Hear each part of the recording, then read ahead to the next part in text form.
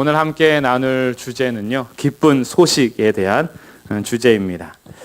우리는 이 땅에 살아가면서 사실 여러 가지 소식을 듣습니다. 오늘도 뉴스들은 여러 건들이 올라오죠.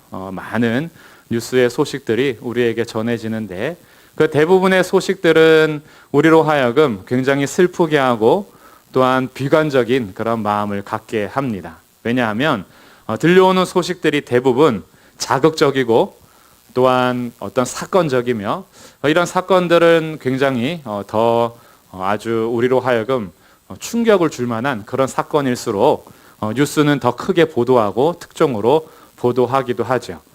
그러다 보니까 우리들이 뉴스를 접하게 되면 우리의 마음이 심란해지고 또 굉장히 때로는 이 사회에 대해서 불만을 갖게 하기도 하고 우리의 마음을 또 불안하게 하기도 합니다. 그래서 기쁜 소식을 찾기는 참 힘들죠. 그래서 여러 가지 소식들이 우리에게 들려오는 여러 뉴스 속에서 오히려 우리를 행복하게 하기보다는 우리로 하여금 굉장히 슬프게 하고 그리고 화나게 하고 이런 소식들을 더 많이 접하게 됩니다. 이런 대부분의 소식들은 이 죄에 대한 소식들인데 범죄 현장에 대한 취재들이 많지요. 어떻게 범죄를 하게 되는지, 그리고 그가 어떤 동기로 범죄를 저질렀는지, 그리고 어떤 환경 속에서 그가 이런 일들을 했는지에 대한 죄에 대한 소식들이 많고요. 이 죄에 대해서는 반드시 심판의 과정이 있어야 우리들이 그나마 이 죄로 인하여서 슬픔을 조금 더 위로를 받을 수 있습니다. 죄를 지음에도 불구하고 만약에 처벌을 받지 않는다. 그렇다면 우리는 분노하죠. 저가 정말 아동에게, 노인에게, 여성에게, 약자에게 그렇게 수많은 일을 저질러 놓고도 그가 돈이 있다는 이유로, 권력이 있다는 이유로 처벌을 받지 않는다. 그럼 우리는 화가 나죠. 굉장히 화가 납니다. 근데 이런 범죄 현장 속에서 여러 사건들 우리는 접하기도 하지만 우리의 근본적인 죄에 대한 그런 뉴스는 많이 접하지 못합니다. 우리의 근본적인 죄, 정말 범죄 현장에서 나타나는 취재 현장 속에 나타나는 그런 죄인들 뿐만이 아니라 우리에게 있는 누구나 가지고 있는 죄에 대한 문제에 대해서는 사실 무감각하고 관심이 없죠. 죄에 대해서 우리가 그렇게 특별하게 생각하지 않고 지내는 경우가 많습니다. 그런데 이 죄는요, 우리가 지금까지 살아오는 어떤 바이러스나 세균보다 더 심각한데, 왜냐하면 이 죄는요, 치사율이 100%입니다.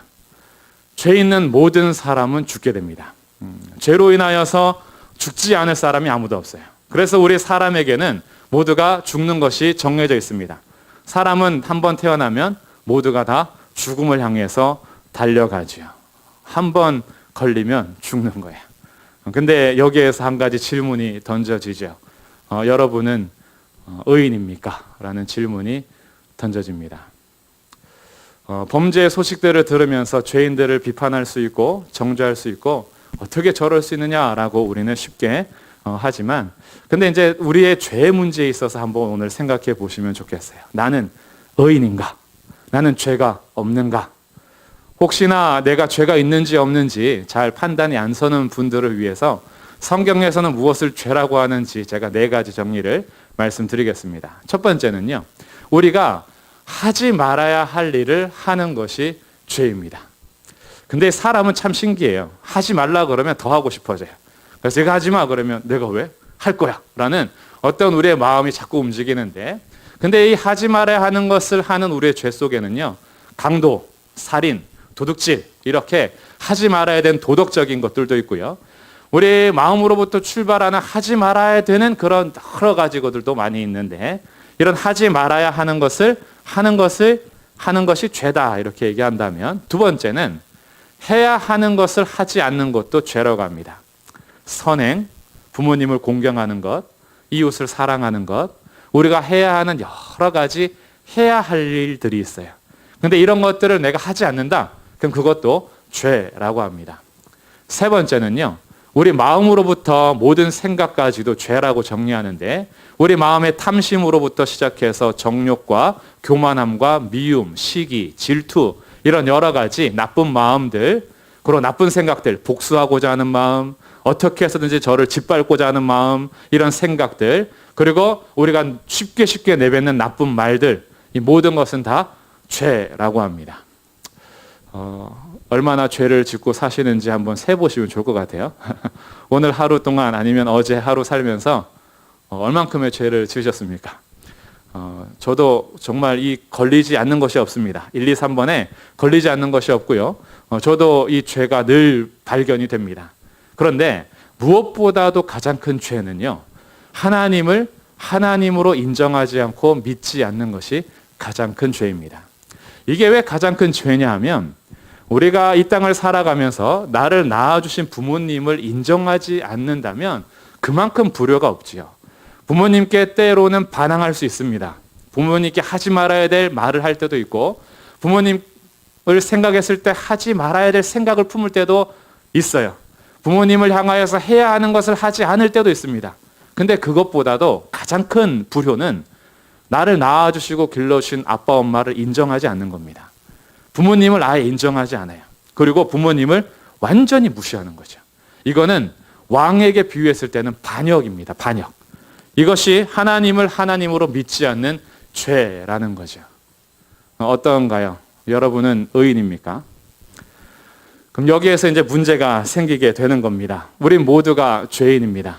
모두가 실질적으로 감옥에 가는 사람도 있고 가지 않는 사람이 있고, 전과자가 있는가 하면 그렇지 않고 살아가는 사람도 있지만, 사실 우리는 모두가 죄인입니다. 그러면 이 죄인은 처벌을 받는 것이 마땅합니다. 우리는 심판을 받아도 사실은 할 말이 없는 사람들인 거죠. 죄에 대해서 처벌을 하지 않는다. 그 사회에는 굉장히 불만을 품어야 하고 억울한 세상이죠. 하나님께서 죄인들을 보실 때 심판하지 않는다. 그러면 공의로운 나라가 서지 않기 때문에 이 나라는 아주 불행한 나라가 될 겁니다. 그래서 모든 죄인들은 다 심판을 받아야 합니다. 성경에서도 이렇게 기록을 합니다. 의인은 없나니 하나도 없으며. 모두가 다 죄인으로서 심판을 받아 마땅하다라는 거죠. 여기에서 절망적인 소식이 전해지는 겁니다. 세상의 여러 가지 뉴스 속에서 우리들은 여러 절망적인 소식을 듣지만, 사실 가장 절망적인 소식은 바로 내가 죄인이라는 사실이요. 죄인은 나는 형벌을 받아야 될 대상자다. 나는 마땅히 진노의 대상자다라는 것이 우리가 들어야 될 가장 나쁜 소식, 그리고 절망의 소식입니다. 그런데 이런 소식 속에서 오늘 제가 여러분께 나눠드릴 소식은 이 세상에서 가장 기쁜 소식입니다. 모두가 죄인으로서 형벌을 받아 마땅하지만 우리에게 기쁜 소식이 하나 있습니다. 우리는 죄라는 물에 빠져서 스스로 구원할 수가 없어요. 그래서 우리 스스로 살아나려고 발버둥치고, 착하게 살면 되겠지, 돈을 많이 벌면 되겠지, 그러면 행복하겠지라고 하면서 우리 삶의 목표를 두고 살아가지만, 죄라는 것을 해결하지 않는 한 우리는 진노의 대상자로서 형벌을 당하게 될 겁니다. 우리는 스스로 구원할 수 없어요. 돈을 많이 번다고 해서 구원받는 게 아닙니다. 내가 지식을 많이 쌓는다라고 해서 구원받는 것도 아니에요. 내가 높은 자리에 올라간다라고 해서 구원받는 것도 아닙니다. 구원은, 이 죄로부터 나를 건져주시는 것은 누군가가 나에게 손을 내밀어야지만 가능합니다. 이 구조대가 출발하여서 우리에게 생명의 줄을 내려줄 때, 그때 우리가 희망을 얻게 되는데, 이것을 은혜라고 합니다.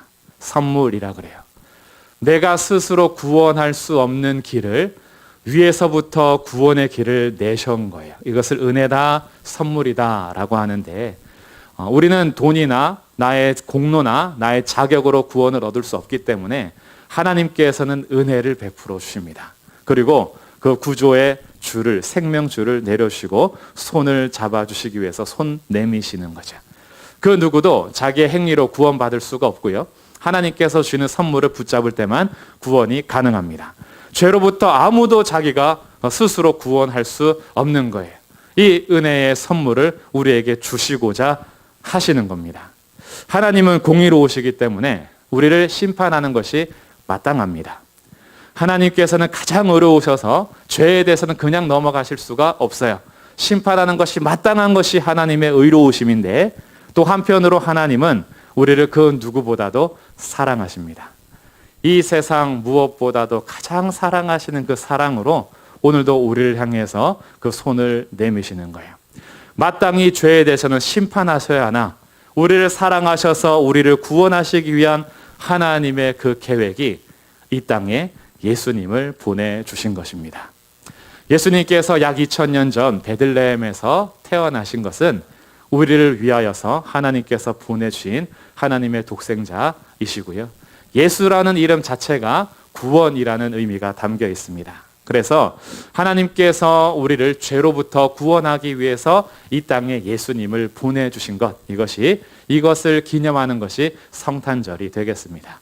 근데 이런 성탄절, 예수님이 오신 이유가 무엇이냐? 그것은 우리의 죄를 대신하여서 십자가에서 모든 형벌을 받기 위하여 오신 거예요. 내가 마땅히 받아야 될 죄의 형벌, 죄인으로서 내가 마땅히 죽어야 하는데 예수님께서 오셔서 나를 대신하여 십자가에서 하나님의 모든 형벌을 받으시고 나를 대신하여서 죽으신 겁니다. 이것이 십자가에서의 죽으심이에요.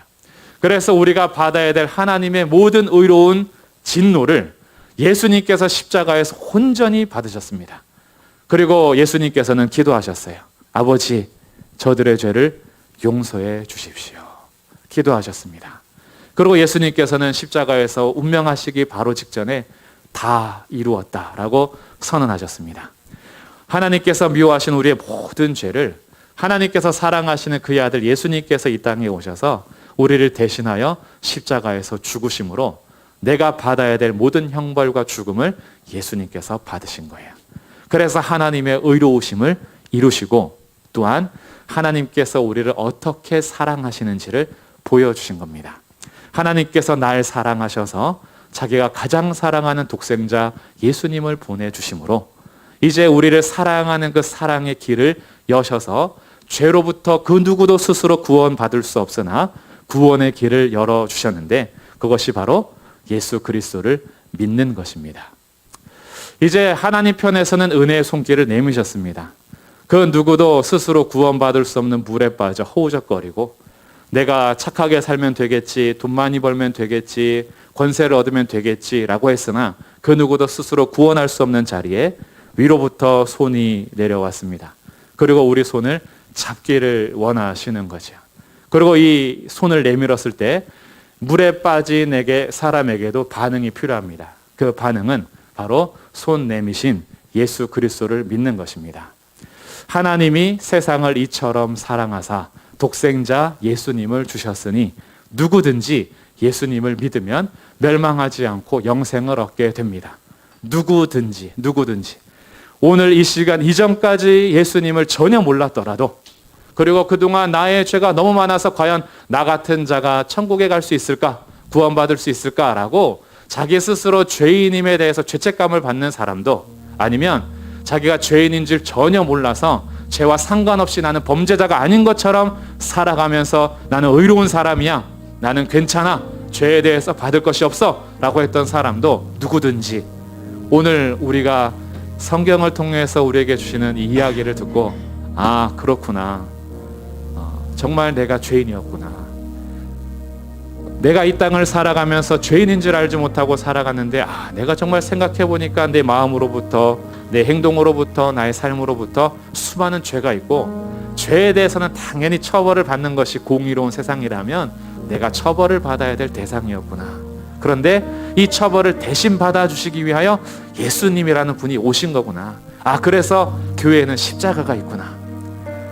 예수님을 전하는 기쁜 소식은 결코 정치적인 메시지도 아니고 경제적인 메시지도 아닙니다. 여러분을 어떤 정치에 끌어들이기 위한 것도 아니고 어떤 돈을 벌기 위한 것도 아닌 거예요. 오히려 누구든지 어떤 자리에 있든지 어떤 삶을 살았든지 누구든지 예수님을 믿으면 그는 멸망하지 않고 영생을 얻게 됩니다.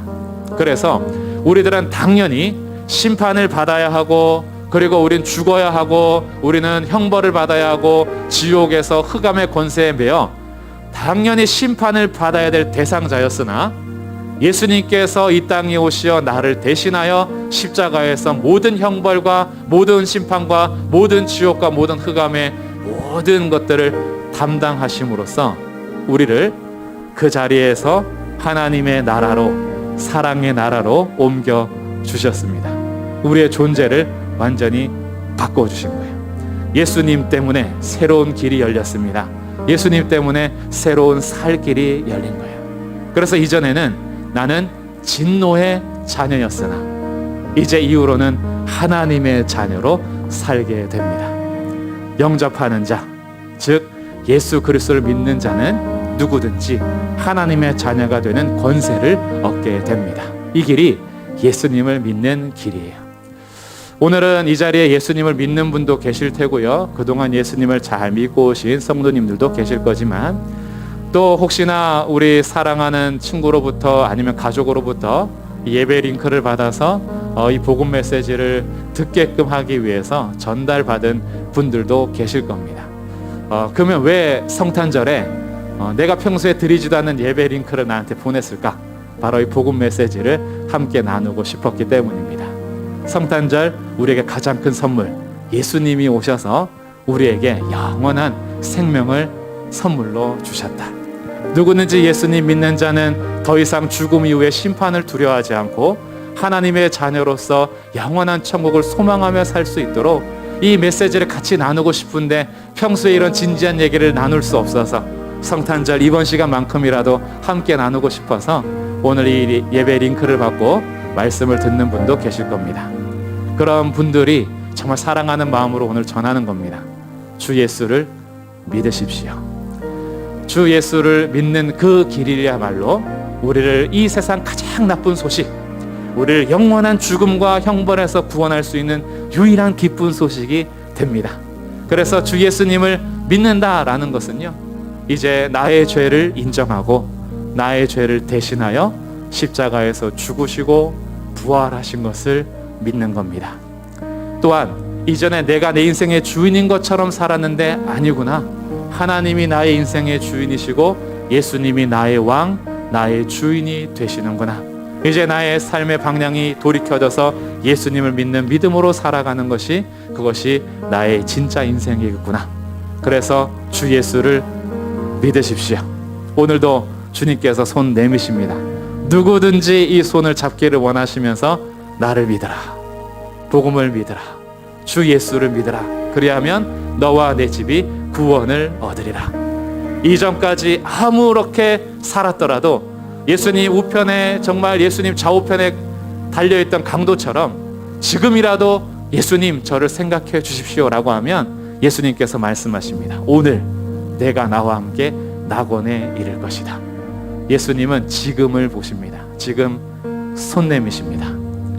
이 시간 이 말씀을 듣고 아, 그렇구나, 예수님을 믿는 것이 이런 것이었구나 라고 하시는 분들이 잠시 생각하는 시간을 가지면서요, 준비한 찬양을 함께 듣도록 하겠습니다.